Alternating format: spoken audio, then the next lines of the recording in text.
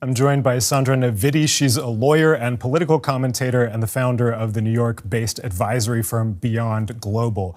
Sandra, the Wall Street Journal and other media report that Trump was told his name is one of many names in the Epstein files. What do you make of those reports? Well, it sounds credible. The Wall Street Journal likely would not have claimed that if they didn't have proof of that. And like the Wall Street Journal itself states, just the fact that his name is mentioned doesn't mean that he was involved in any criminal activity. However, the way that he behaves and the people around him behave make it look like he's got something to hide. Speaking of the people around him, Republicans seem to be pushing and pulling in different directions here. On the one hand, Trump asked the Department of Justice under enormous pressure to get the files released, presumably to clear his name. On the other hand, he's engaging in all kinds of distraction tactics. Republican lawmakers are also avoiding a vote on releasing the files. Do Republicans have a clear strategy here? No, I think they are clearly divided. I think in the end, nobody knows exactly what is in the files, and probably likely Donald Trump himself isn't sure what exactly is mentioned, but he seems to have a guilty conscience. Now, he wants to send, or Pam Bondi, who basically, she's the attorney general and seems to act at the instruction of Donald Trump, and her deputy, Todd Blanche, who incredibly used to be Donald Trump's personal lawyer. He's now the deputy attorney general, and he is supposed to go to prison and meet with Ghislaine Maxwell. And now the worry is that they might negotiate a pardon for her stating that Donald Trump was not involved in anything criminal in return. Now, you said Donald Trump appears to have a guilty conscience. What points you in that direction? Well, Donald Trump usually has a very good instinct of how to connect with his audience, with his MAGA followers.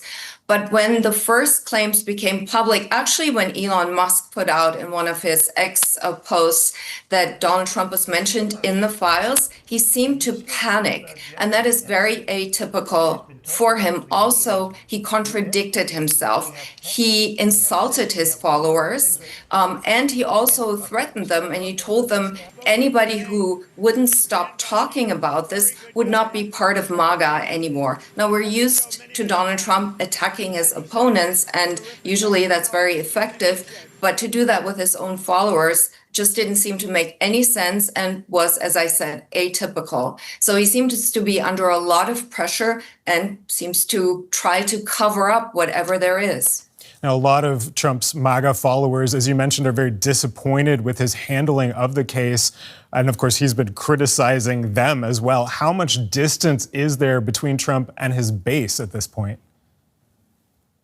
Well, recent polls show a significant part of his followers that are unsatisfied with the way that he handles this. And this is totally understandable in view of the fact that his followers were obsessed with people being pedophiles. So they were very much open for conspiracy theories like QAnon and also for the Epstein story. And Donald Trump himself whipped up his followers constantly with, claims regarding the Epstein files, and he accused his enemies, political enemies, with it. So now all of a sudden to do a 180 and say the files are boring, they're not relevant, there's nothing in them, don't even talk about it anymore, just seems suspicious. And his followers probably feel insulted, like their intelligence is being insulted, like, where's this going? This doesn't make any sense, even for them. And that's a big deal, considering that basically it's a cult, and Donald Trump in the past has managed to make them believe anything that he says, no matter how untrue it was. But he's not able to give a somewhat conclusive narrative that they could hold on to. They have nothing to go by, and so they do have doubts. And I think the hardcore followers will stick with him, but there was probably a segment of his followers that will drop off. Sandra, just briefly, is it inevitable at this point that the files will be released?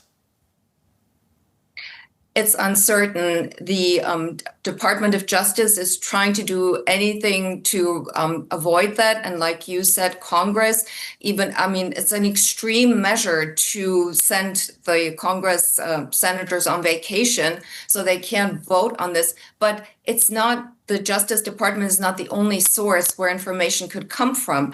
The FBI, there could be leaks from the FBI. Elon Musk could have information. And also the Wall Street Journal might have further information. So I think that this is a flood that Donald Trump won't be able to stem. There is more information bound to come out.